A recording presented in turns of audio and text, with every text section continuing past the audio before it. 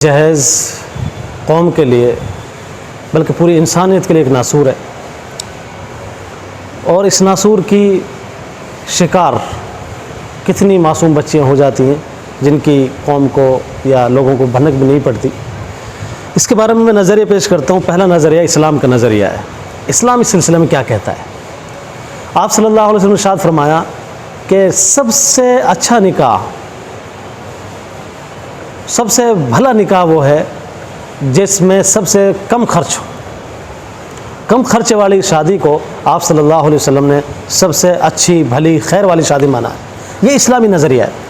और इस्लामी नज़रिया हमेशा, मैं एक बात आपको ज़िक्र कर दूं कि इस्लाम हमेशा वो काम करता है या इस्लाम हमेशा उस काम के लिए कहता है, शरीयत हमेशा इंसानियत के लिए उस काम का हुक्म करती है जिस काम में इंसानियत की भलाई होती है, दुनिया की भी और आखिरत की भी, जिसमें प्यार होता है, जिसमें मोहब्बत होती है, जिसमें दोनों जहाँ की भलाई छुपी होती है। तो आप सल्लल्लाहु अलैहि वसल्लम ने इरशाद फरमाया सबसे उम्दा निकाह वो है जिसमें सबसे ज़्यादा कम खर्च हो, कम खर्च वाली शादी।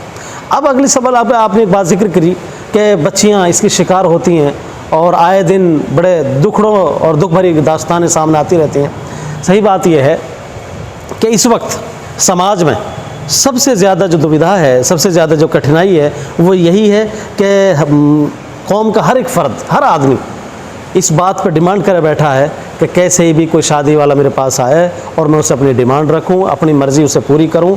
मैं यहाँ एक मैसेज देना चाहता हूँ कि जहेज़ की मांग करना एक भीख है।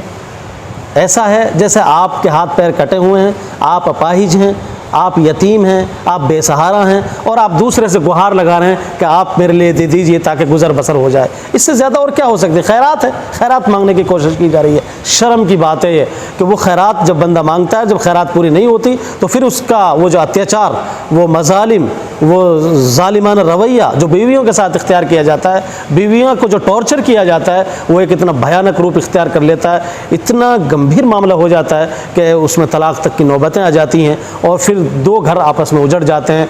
एक शोहर का मामला होता है, एक बीवी का मामला होता है। यहाँ तक कि कभी कभार हमने देखा है कई सारे बच्चे होते हैं और उन बच्चों के होते हुए तलाक़ें पड़ जाती है सिर्फ़ और सिर्फ जहेज़ की मांग को लेकर के। मैं इसमें एक चीज़ आगे एक और जिक्र करूँगा कि जहाँ सामाजिक जिम्मेदारियाँ हैं, समाज के अच्छे लोगों को सामने आना चाहिए और इसमें पहल करनी चाहिए अमीर लोगों को।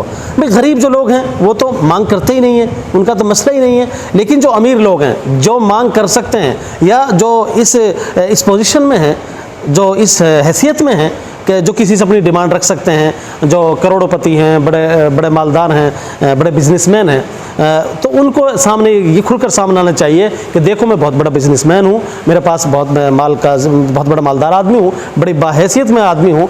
तो बाहैसियत होने के बावजूद मैं अपनी शादी बड़ी नॉर्मल कर रहा हूँ, मैंने अपने बेटे के लिए कुछ नहीं लिया और बहुत सादगी के साथ मैंने शादी कर ली है। इस तरह के मामलात सामाजिक लोगों को सामने आकर, बड़े लोगों को आकर दिखाने चाहिए। ये समझ जी बीच में आपको रोकूं, एक कहावत है, कहते हैं कि औरों के लिए नसीहत और अपने लिए फजीहत। जो जिम्मेदार लोग होते हैं जी, ये कहते हैं दहेज मत लो, दहेज मत लो, लेकिन जब खुद का मामला आता है तो खुद डिमांड कर देते हैं कि हमें ये गाड़ी चाहिए, वो चाहिए, इतनी नकदी चाहिए। तो आखिर कैसे रखो? बिल्कुल मुस्तफ़ा साहब, आपने बिल्कुल अच्छी नब्ज़ पकड़ी आपने। जो हकीकत है, हकीकत यही है कि बड़ी बड़ी हम पंचायतें करते हैं, बड़ी बड़ी हम रैलियाँ भी निकाल देते हैं, बड़े बड़े स्टेज सजाकर वहाँ से हम ऐलान भी करते हैं भाई जहेज़ नासूर है, जहेज़ लानत है, जहेज़ के ख़िलाफ़ आवाज़ उठा रहे हैं, हम अभियान चला रहे हैं जहेज़ के ख़िलाफ़। लेकिन अफसोस इस बात का है कि जो अभियान चलाने वाले हैं, जो मुहिम चलाने वाले हैं और जो इसमें पेश रहते हैं, सबकी मैं बात नहीं कर रहा, लेकिन उनमें से कुछ लोग ऐसे होते हैं कि जब उनका मामला होता है तो बड़ी बड़ी बारातें जाती हैं, बड़े बड़े जहेज़ के सामान लिए जाते हैं, बड़ी बड़ी कार गाड़ियाँ ली जाती हैं। तो अफसोस बात यही है कि हर आदमी कोशिश कर रहा है कि मैं दूसरे पर थोपूँ, मेरा मसला है तो मैं पीछे नहीं रहूँ और मेरा मामला जो है क्लियर हो जाए और मेरे लिए गाड़ी भी मिले और मेरे लिए दौलत भी मिले। ये सामाजिक जो मामला है, समाज के एतबार से जो रोक नहीं लग पा रही है वो इसीलिए नहीं लग पा रही। पंचायत हुई, पुराने में भी हुई और जगह भी पंचायत होती है, उसके 10 दिन बाद में हमने देखा लंबी कतार है एक शादी में। मैं कहा किसकी शादी है? उसकी शादी है, उसमें करीबन कई गाड़ियाँ भी दी गई, बाइकें भी दी गई, बड़ी जो है दौलत भी दी गई, बड़ी मिलनी हुई उसमें। तो अफसोस ये है कि सामाजिक जो लोग हैं और जो मेहनत करने वाले जो लोग हैं, आगे आने वाले लोग हैं, वो सच्चे दिल से नहीं आ रहे हैं। वो ये कि बस ठीक है हमारी वाह वाह हो जाए कि भाई सामाजिक काम कर रहे हैं, बड़े लेवल का काम कर रहे हैं, लोग हमें जान जाएं, बाकी हमारा जब मामला है तो हमारी डिमांड पूरी होती रहे। बाकी ये उनके जहनों की जो बात होती है, इसलिए समाज में असर नहीं हो पाता। अगली बात, मैं प्रशासन से भी यहाँ एक बात जिक्र करूँगा कि अब आयशा का जो मैटर हुआ है, पूरा प्रशासन उसको जान रहा है, पूरा मुल्क, नेशनल मीडिया ने उसको खूब कवरेज किया है और बल्कि पूरा आलम उसको जान रहा है, पूरी इंसानियत उसको जान रही है कि कितनी दुख भरी दास्तान थी उसकी।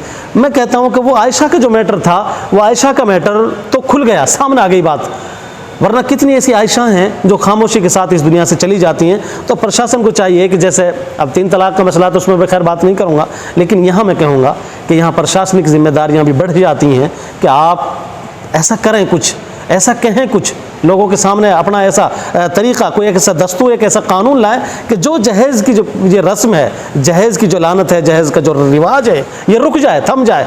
और इसके साथ में अब जो आत्महत्याएं हो रही हैं, खुदकुशियाँ हो रही हैं, बच्चियों की जान जा रही है, आप कहते हैं कि भाई हम नारी की हिफाजत करते हैं, औरत का सम्मान करते हैं, भाई महिला सम्मान हमारा सबसे बड़ा जो है, सबसे बड़ी हमारी पहल है, सबसे बड़ी हमारी मुहिम है। प्रशासन आमतौर से, सरकारें ये बातें कहती रहती हैं, तो मैं इन सरकारों से भी ये बात कहूँगा कि आप अपने एतबार से इसके लिए मुहिम चलाएं, अपने एतबार से, बल्कि आप एक कानूनी बना दें और ऐसा कानून बना दें कि कोई जहेज़ लेने से पहले, मांग करने से पहले 10 मरतबा यूँ सोचे कि हाँ यार मैं जहेज़ लूँगा तो अगला मामला और मुस्तकबिल में बड़ा ख़तरे में पड़ सकता हूँ।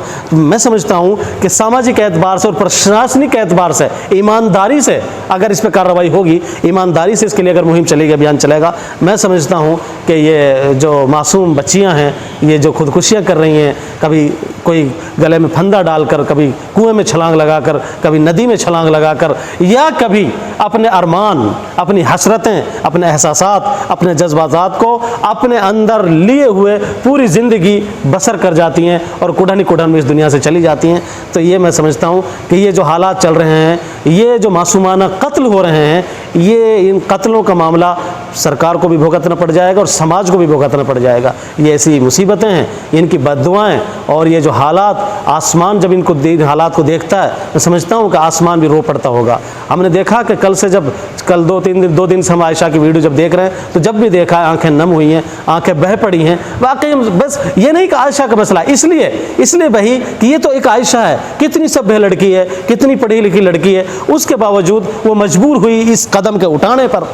अब लोग इसमें सवाल करेंगे कि जी खुदकुशी कर ली, हराम मौत है। वो अल्लाह का उसका मामला है, वो अल्लाह का उसका मामला है। अल्लाह चाहे किसको बख्श दे, अल्लाह चाहे किसको न बख्शे, वो उसकी मर्जी है। अल्लाह अपनी मर्जी का आप है, वो अल्लाह किसी के दस्तूर का पाबंद नहीं है। वो अल्लाह की मर्जी है कि उसकी माफ़ी होगी कि नहीं होगी, खुदकुशी का क्या मसला है। हमें सोचना इस बात पर है कि आखिर वो इस कदम पर पहुंची क्यों, हालात ऐसे बने क्यों, इसका जिम्मेदार है कौन? इसका जिम्मेदार है पूरा समाज, पूरा मुआशरा, पूरा मुल्क, पूरी इंसानियत।